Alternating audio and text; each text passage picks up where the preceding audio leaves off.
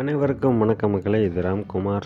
இன்றைக்கி நாம் பார்க்க போகிற இடம் என்னன்னு பார்த்துட்டிங்கன்னா, கேரளாவோட தலைநகரான திருவனந்தபுரம் மாவட்டத்தில் மேற்கு தொடர்ச்சி மலைக்கு உட்பட்ட ஒரு மிகவும் சிறிய ஆனால் மிகவும் ஒரு ஆபத்தான வன ஐயப்பன் கோயில். இந்த கோயிலோட பேர் என்னன்னு பார்த்துட்டிங்கன்னா சாஸ்தம் நாடா டெம்பிள்னு லோக்கலில் கூப்பிட்றாங்க. இது ஒரு சிறிய ஐயப்ப சாமியோட டெம்பிள், வனத்துக்கு உட்பகுதியில் அமைஞ்சிருக்கு. இது எங்கே இருக்குதுன்னு பார்த்துட்டிங்கன்னா, நம்ம எல்லாத்துக்கும் தெரியும், நம்மளோட தென்காசியிலேருந்து தென்மலா எக்கோ டூரிசம் வழியாக திருவனந்தபுரத்துக்கு ஒரு ஸ்டேட் ஹைவே இருக்குது. அந்த ரோட்டில் நாம் தென்காசியிலேருந்து தென்மலா போய் தென்மலாலேருந்து இடது பக்கமாக நெடுமங்காடு நோக்கி போகிற அந்த ரோட்டில் மடத்தரா கொச்சிக்கலுங்கு அப்படின்ற 2 ஊருக்கு இடையில் உள்ள வெங்கொல்ல வனசாஸ்தா டெம்பிள் ஜங்ஷன், ஒரு சிறிய ஜங்ஷன். அதை கண்டுபிடிக்கிறது அவ்வளோ ஈஸி கிடையாது. ரொம்பவுமே ஒரு சிறிய தெரு மாதிரி தான் இருக்கும் இந்த ரோடு. அதில் நம்ம உள்ளே போனோம்னா அங்கே ஒரு சிறிய கேரளா ஃபாரஸ்ட் டிபார்ட்மெண்ட் சார்பாக இருக்கக்கூடிய ஒரு மிகச்சிறிய செக் போஸ்ட் பார்க்கலாம். அந்த செக் போஸ்ட்டில் நம்மளோட பேர் எல்லா டீட்டெயில் எல்லாத்தையுமே கொடுத்துட்டு அங்கேருந்து நம்ம உள்ள ஒரு சிறிய காட்டு ரோட்டில் நம்ம பயணித்தோம்னா, இது ஒரு குறைஞ்சபட்சம் 5 to 6 கிலோமீட்டர் நீளமுடைய ஒரு காட்டு வழிப்பாதை.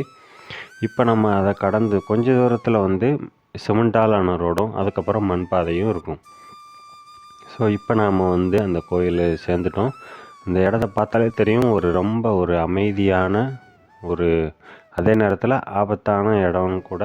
ஏன் இது ஆபத்தான இடம்னு சொல்கிறேன்னா, இங்கே வனவிலங்குகள் சர்வசாதாரணமாக இரவு நேரங்கள்லையும் சில சமயம் பகல் நேரத்திலையுமே உலாவக்கூடிய ஒரு இடம்.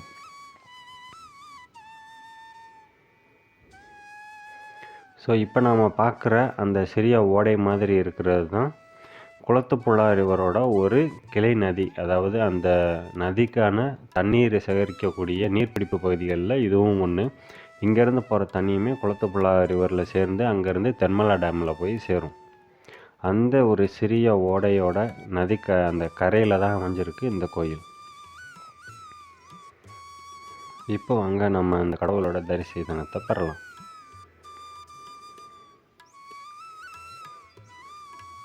ரொம்பவுமே நேர்த்தியான வடிவமைப்போட காட்டுக்கு நடுவில் இருக்கிறதுனால மிகவுமே ஒரு சிறப்பு வாய்ந்ததாக இருக்குது. இந்த கோயிலுக்கு பார்த்துட்டிங்கன்னா ஒரு பக்கத்துலேயே ஒரு சிறிய செட்டில்மெண்ட்டும் அதோட ஒரு டீ எஸ்டேட்டும் இருக்குது. அதனால் இந்த பகுதியை சேர்ந்த அந்த சிறிய கிராம பகுதியை சேர்ந்த மக்கள் மட்டுமே இங்கே சாமி கும்பிட்டுட்டு போகிறத வழக்கமாக வச்சுருக்காங்க. மற்றபடி வெளியிலேருந்து அதிகமாக ஆட்கள் யாரும் உள்ளே வர்றதில்ல.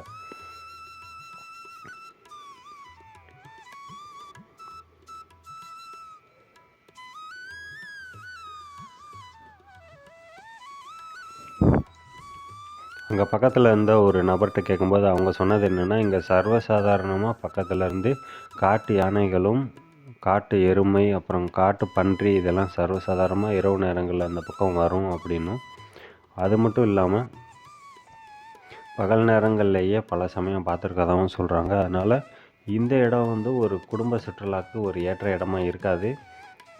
அட்வென்ச்சரை விரும்புகிற மற்றும் தனிமையில் ஒரு காட்டுப்பகுதியில் சில நேரம் ஒரு டைம் ஸ்பெண்ட் பண்ணணும்னு நினைக்கிற யங்ஸ்டர்ஸ் மட்டுமே பார்த்துட்டு போகக்கூடிய ஒரு இடமா இருக்கும்.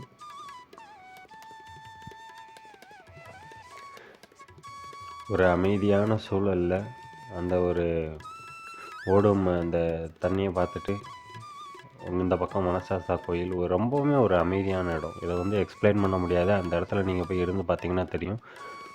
உங்களுக்கு பறவைகளோட சத்தத்தை தவிர வேறு எந்த சத்தமுமே இருக்காது.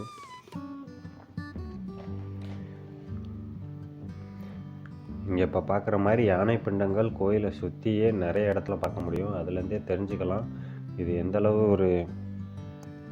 ஒரு ஆள் நடமாட்டம் மிகுதியாக இல்லாத ஒரு பகுதின்றதுக்கு இதுவே ஒரு சிறந்த எடுத்துக்காட்டு. அது மட்டும் இல்லாமல் மழைக்காலங்களில் இந்த சிறிய ஓடையில் நீர்மட்டம் எப்போ வேணாலும் கூடும் குறையும். பல நேரங்களில் மழைக்காலங்களில் இந்த கோயில் முழுமையுமே தண்ணீருக்கு அடியில் போகக்கூடிய சூழ்நிலையும் வரும். கோயிலோட அந்த பேஸ்மெண்ட் வரைக்குமே தண்ணியெல்லாம் சில நேரம் வந்திருக்கதா சொல்கிறாங்க. அதனால் வருடம் முழுக்கவுமே நம்ம இங்கே பயணப்படக்கூடிய ஒரு இடமா இருக்காது. அது மட்டும் இல்லாமல் இது வந்து பக்கத்தில் இருக்கக்கூடிய செந்தூரணி வைல்ட் லைஃப் சாங்சுரிக்கு கீழே வருது. அங்கே தான் தென்மலை டேம் சிச்சுவேட் ஆகிருக்கு. அதுக்கும் தென்மலை காடுகளுக்கும் இந்த பொன்முடி எக்கோ டூரிசத்துக்கும் இடைப்பட்ட ஒரு காட்டுப்பகுதி ஃப்ளாட்டான ஃபாரஸ்ட்டில் இருக்கும். அதை தாண்டி அந்த ஓடையை கடந்து போனோன்னா ஒரு காட்டு வழி பாதை இங்கே இருக்கும். இதில் ஒன்லி ஃபாரஸ்ட் அஃபீஷியல்ஸ் மட்டும்தான் போகிறதுக்கு பெர்மிஷன். அந்த பக்கம் நம்ம போக போகிறதில்ல. அது மட்டும் இல்லாமல் இங்கே பூஜை செய்கிறதுக்காகவே ஒரு சிறிய கிணறுமே இங்கே வெட்டி வச்சுருக்காங்க. இங்கே பார்த்துட்டிங்கன்னா ஜனவரி மாதத்தில் அந்த ஒரு மாதம் முழுவதுமே சங்கராந்தி டைமில் பூஜை நடக்கிறதா சொல்கிறாங்க. மற்றபடி இங்கே வந்து அதிகமாக எந்த ஒரு பூஜை சம்பிரதாயங்கள் பெருசாக இருக்காது. ஒரு அமைதியான இடமாவே இருக்கும்.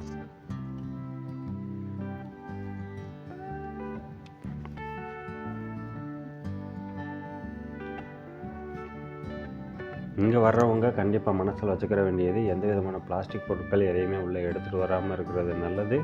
ஏன்னா இந்த இடத்தோட அந்த இயற்கையான சூழலை அப்படியே விட்டு வைக்கிறது தான் நமக்கு நல்லது. ஸோ இந்த மாதிரி இன்னொரு நல்ல ஒரு அருமையான வீடியோவோட மறுபடியும் உங்களை சந்திக்கிறேன் ஃப்ரெண்ட்ஸ். நன்றி, வணக்கம். கண்டிப்பாக வீடியோவை என்ஜாய் பண்ணியிருப்பீங்கன்னு நம்புகிறேன்.